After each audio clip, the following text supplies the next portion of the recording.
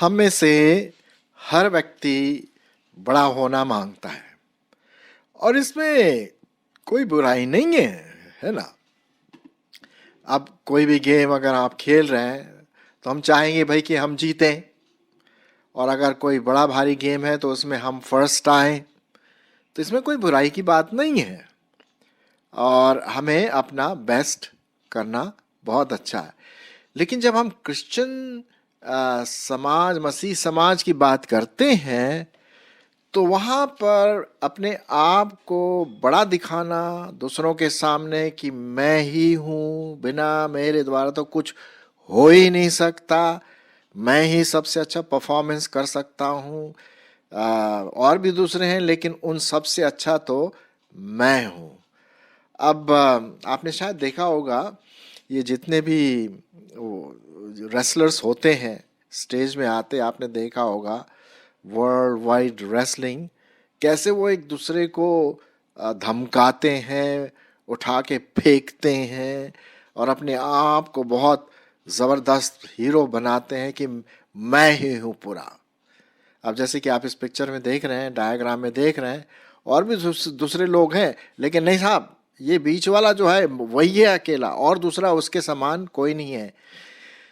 तो क्या ये हमारी सोच ये हमारे मसीह समाज में ऐसा ही है? कलीसिया में, क्रिश्चियन ऑर्गेनाइजेशन में हम अपने आप को बड़ा सोचते, हालांकि हम बोलते नहीं है किसी की मैं बहुत अच्छा हूं, मैं बहुत बड़ा हूं, लेकिन अंदर इंटेंशंस यही रहता है कि मैं हूं, मेरे से क्यों नहीं पूछा है, मैं तो मेन व्यक्ति हूं, बिना मेरे परमिशन के द्वारा कैसे हो गया ये बात।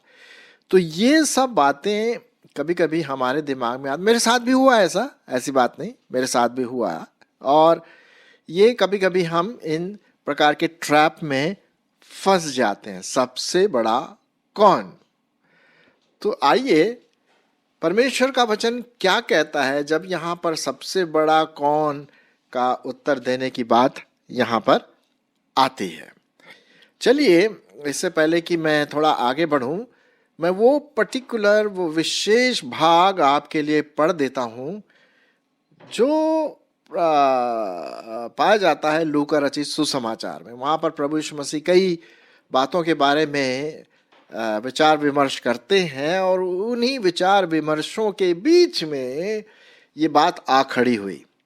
लूका रचित सुसमाचार और उसका 9 अध्याय 46 से 48 पद। लूका रचित सुसमाचार उसका 9 अध्याय 46 से 48 पद तक। फिर उनमें यह विवाद होने लगा कि हम में से बड़ा कौन है।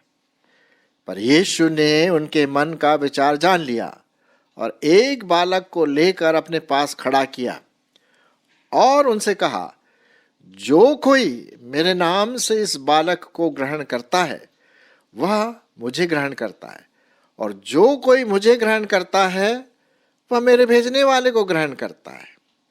क्योंकि जो तुम में से सबसे छोटे से छोटा है वही बड़ा होगा।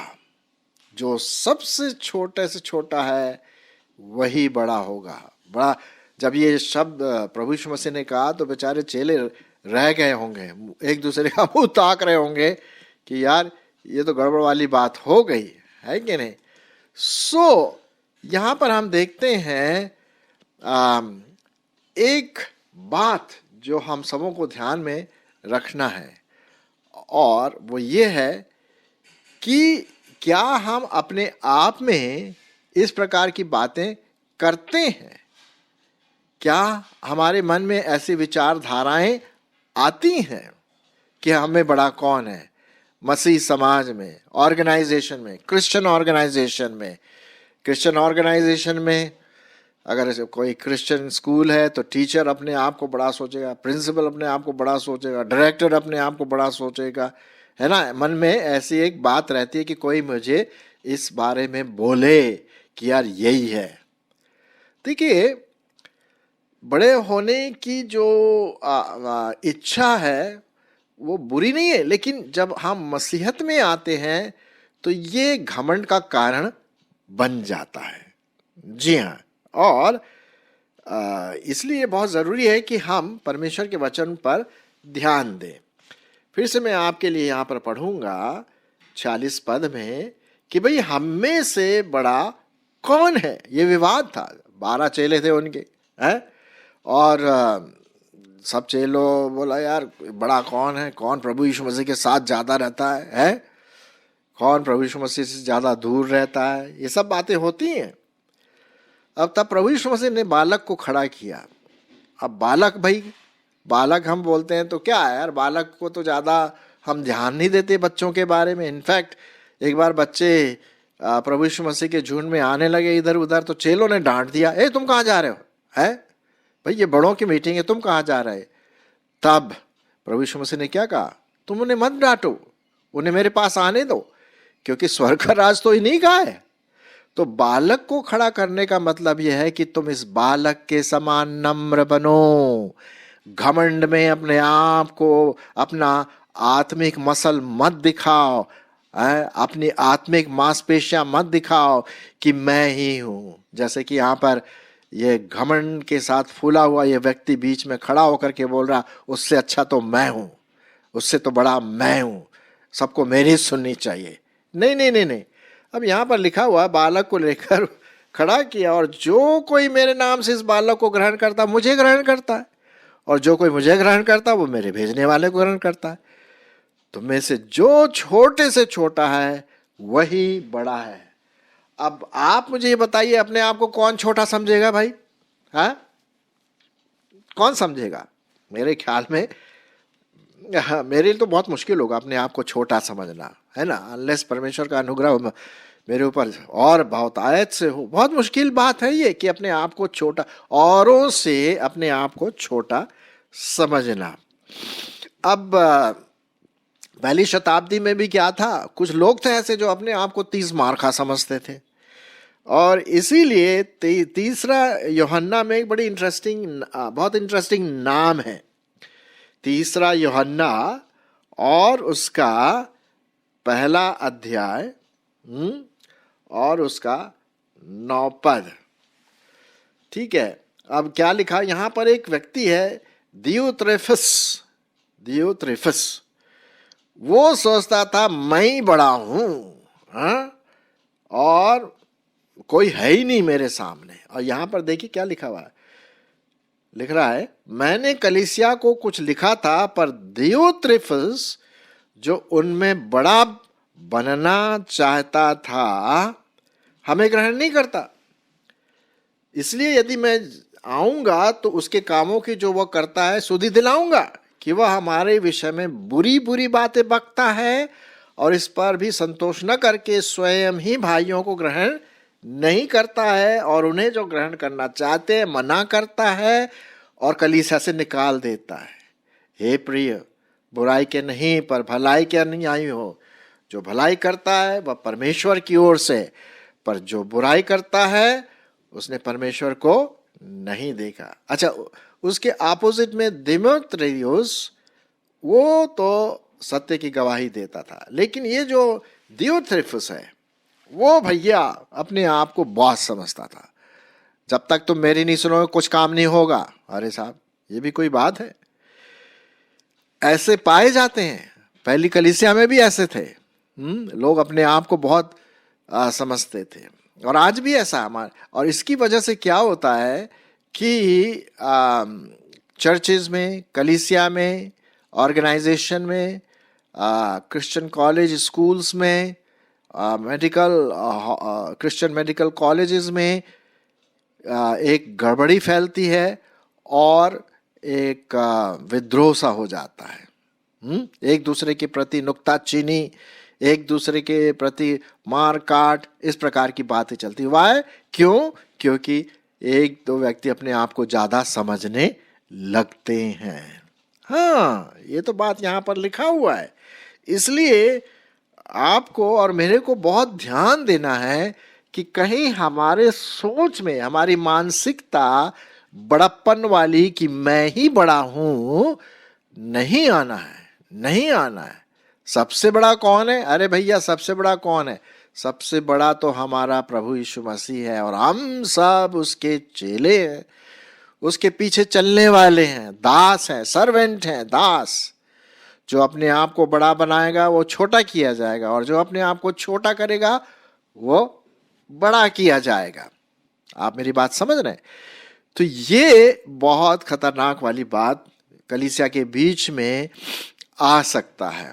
आपने देखा होगा किसी न किसी कलीसिया में कहीं ना कोई एक व्यक्ति या दो व्यक्ति ग्रुप बना लेंगे, या दो तीन लोगों को खींच लेंगे और अपने आप को दिखाएंगे और कलीसिया को तोड़ने लगेंगे। कोई बोलता ही नहीं इसके बारे में कुछ, सब डरते हैं। कोई बोलेगा तो भैया वो निकाल देंगे हमें, ये वो ताम झाम। देखिए, ये कलीसिया फिर कलीसिया नहीं रह जाएगी। ये बहुत ज़रूरी है। चलिए मैं कुछ पदों को आपके लिए पढ़ने की कोशिश करता हूँ। फिलिपियों की पत्री उसका 2 अध्याय और 3 पद। फिलिपियों उसका 2 अध्याय और 3 पद। स्वार्थ या मिथ्या गर्व के लिए कुछ ना करो, पर दीनता से एक दूसरे को अपने से अच्छा समझो। हो सकता है ऐसा?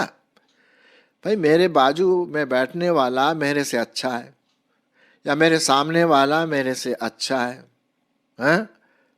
या वो वाला जो पास्टर जो बोल रहा है, अरे वो क्या सरमन देगा, मैं इससे अच्छा सरमन दूंगा, अपने आप को बड़ा दिखाना। नहीं, बिल्कुल भी नहीं। यहां लिखा बहुत साफ रीति से, स्वार्थ या मिथ्या गर्व के लिए कुछ ना करो, पर दीनता से एक दूसरे को अपने से अच्छा समझो। हर एक अपनी ही हित की चिंता नहीं करे, परंतु दूसरों की हित की भी चिंता करे। और जैसा मसीह यीशु का स्वभाव था वैसा ही तुम्हारा भी स्वभाव हो। और उसका स्वभाव क्या है? नम्रता, सेवक, दास। बड़ा बनने की बात नहीं है। आजकल हम देख रहे हैं कि कुछ लोग ऐसे लोग हैं जो खूब पैसा कहीं कहीं से बटोर के अच्छा आलीशान मकान बना करके 3-4 गाड़ियों में घूम कर करके अपने आप को बड़ा बना लिया, और लोग सब उसकी पूजा करते, आराधना करते हैं। होशियार रहिए ऐसे लोगों से जो परमेश्वर के नहीं अपने ही पेट की पूजा करते हैं। ठीक है? तो ये परमेश्वर का वचन बड़े साफ रीति से यहाँ पर लिखा हुआ है। अपने आप को बड़ा समझने की तो बात ही नहीं है यदि हम मसीहत्व में आ जाते हैं। रोमियो की पत्री उसका 12 अध्याय 10 पद। रोमियो उसका 12 अध्याय 10 पद क्या लिखा हुआ है? भाईचारे के प्रेम से एक दूसरे पर स्नेह रखो, परस्पर आदर करने में एक दूसरे से बढ़ चलो। बाप रे बाप, है? अगर वो आदर देता है किसी को तो मैं उससे बढ़ करके आदर दूंगा। ये बहुत अच्छी मानसिकता है अपने आप को छोटा करने का, क्योंकि जो छोटा व्यक्ति है वही परमेश्वर को भाता है। हाँ, ये तो है। छोटे बालक को तो ही उसने इसीलिए लाया बीच में, इन बालक के समान बनो, नम्र बनो। हाँ? तो ये बात यहां पर बहुत साफ रीति से लिखी हुई है। अच्छा, लूका उसका 22 अध्याय, और भी आगे देख लेते हैं। लूका उसका 22 अध्याय और उसका 24 पद। लूका उसका 22 अध्याय 24 पद। उनमें ये वाद विवाद भी हुआ कि हम में से कौन बड़ा समझा जाता है।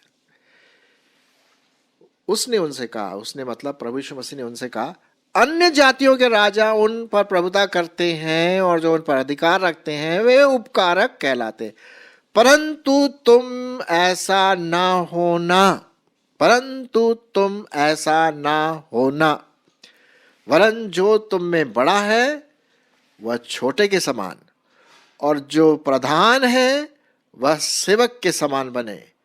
क्योंकि बड़ा कौन है, वह जो भोजन पर बैठा था या वह जो सेवा करता है? क्या वह नहीं जो भोजन पर बैठा है? पर मैं तुम्हारे बीच में सेवक के समान हूं। कितनी जबरदस्त बात किया है ना?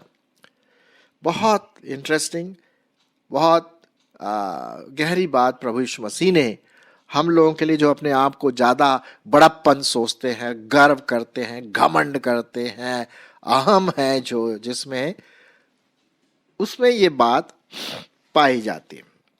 चलिए लोग और देख लेते हैं। रोमियो उसका 12 अध्याय 3 पद से। रोमियो उसका 12 अध्याय और 3 पद से। क्योंकि मैं उस अनुग्रह के कारण जो मुझको मिला है, तुम में से हर एक से कहता हूं कि जैसा समझना चाहिए उससे बढ़कर कोई अपने आप को न समझे, उससे बढ़कर अपने आप को न समझे, पर जैसा परमेश्वर ने हर एक को परिमाण के अनुसार बांट दिया है, वैसा ही सुबुद्धि के साथ अपने को समझे। बहुत साफ बात यहां पर परमेश्वर के वचन में लिखा हुआ है। अपने आप को जरूरत से ज्यादा समझना पाप है, अहंकार है, घमंड है, और इससे कई प्रकार की त्रुटियां, अलगाववाद, बीमारियां, आत्मिक बीमारियां पैदा हो जाती हैं। अगर कोई व्यक्ति आपके साथ ऐसा बात करता है कि मैं ही हूं, मेरे अलावा तो कुछ हो ही नहीं सकता, ऐसी अवस्था में आपको और मुझको ऐसे व्यक्ति से परे रहना है, बिल्कुल अलग रहना है। जी हाँ, अवॉइड करें कि उससे ज्यादा बातें ना करें। क्योंकि कभी कभी क्या होता है कि उसकी बातों में, अहंकार की बातों में आकर के वो हमें भी लपेटे में ले लेगा और थोड़े दिनों के बाद हम भी वैसी बात करने लगेंगे। हाँ, पहले तो हमें उनको काउंसलिंग देना है कि भाई बहन ऐसी बात नहीं है, आप इस प्रकार से बातें ना करें। हम सब बहुत इंपॉर्टेंट है परमेश्वर की दृष्टि में, आप भी बहुत इंपॉर्टेंट हैं, सब कलीसिया के लोग, विश्वासी लोग प्रभु की दृष्टि में बहुत इंपॉर्टेंट है, और हमें और आपको एक बालक के समान बनना है। तो वो बात आप प्रभु यीशु मसीह की जो बातें प्रभु ने अपने चेलों से कही, आप उनसे कह सकते हैं, ठीक है। और अगर वो नहीं सुनता है तो मेरे विचार से ऐसे व्यक्ति से आप अलग ही रहें, तो ये आपके लिए भला होगा और उसके लिए आप प्रार्थना कर सकते हैं। आशा आप मेरी बात को समझ रहे हैं। जो अपने आप को बहुत बड़ा समझता है, बहुत घमंडी, अहंकारी, उस व्यक्ति से आप होशियार रहिए। पवित्र आत्मा से बातें करें कि मैं क्या करूं। अगर वो बार बार आपके पीछे पड़ता है, काउंसलिंग करने का मौका है, करिए। अगर नहीं सुनता है तो आप प्रार्थना के अलावा और कुछ नहीं कर सकते। तो इस बात का आप जरूर ध्यान दीजिए। तो प्रश्न ये उठता है, भाई सबसे बड़ा कौन है? सबसे बड़ा कौन है मसीह समाज में? सबसे बड़ा प्रभु परमेश्वर है, और हम सब उसके दास और दासी है, सेवक और सेवकाई करने वाले हैं, और हमें इस तरह से एक दूसरे का साथ देना अत्यंत आवश्यक है। ये बहुत जरूरी है। सो मेरे प्रियो, इस बात पर हमें ध्यान देना है कि हम ये जो बीच में जो खड़ा हुआ है ना, अहम वाला, मैं वाला, और दूसरों से अंतर करके अपने आप को दिखाना कि मेरे अलावा कोई नहीं है, तो इनसे बचे रहें। और जैसा प्रभु यीशु मसीह का स्वभाव था, वैसा ही मेरा स्वभाव, आपका स्वभाव होने की जरूरत है, ताकि हम अपने जीवन के द्वारा प्रभु यीशु मसीह की महिमा ला सकें, उसको वो आनंद दें, वो महिमा दें जो उसे पसंद है, क्योंकि इसीलिए हम चुने भी गए हैं। तो कभी भी ऐसा अगर प्रवृत्ति आपके मन में आती कि यार मैं हूं, मैं बड़ा हूं, कोई मुझे रिकॉग्नाइज नहीं करता, कोई बात नहीं, परमेश्वर आपको जानता है। आप परमेश्वर के हाथ में ये सब चीजें सौंप दें, वो आपकी चिंता करता है। सबसे बड़ा कौन है? प्रभु परमेश्वर। एक जगह पे क्या लिखा है? वो बढ़े और मैं घटूं, प्रभु बढ़े और मैं घटूं।